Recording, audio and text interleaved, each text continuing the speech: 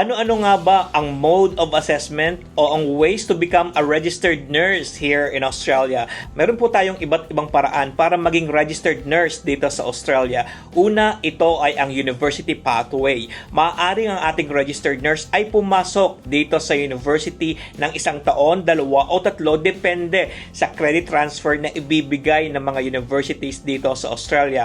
Ang ikalawa naman ay ang Trans-Tasman Recognition. Ito ay isang arrangement sa pagitan ng New Zealand at ng Australia kung saan ang ilang mga profession na tulad ng registered nurse ay maaaring makapagtrabaho sa each other's jurisdiction. Ang ibig sabihin, kung ikaw ay registered nurse sa New Zealand, ay maaari kang maging registered nurse din dito sa Australia through Trans-Tasman.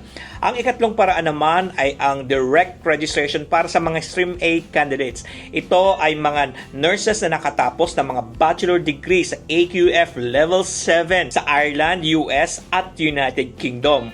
At ang ikaapat naman ay ang outcomes-based assessment. Ito ay para sa mga Stream B candidates kung saan meron silang relevant qualifications at kabilang dito ang Pilipinas. Patuloy na tumutok dito sa RPS TV. Kay RPS, sulit ang visa mo!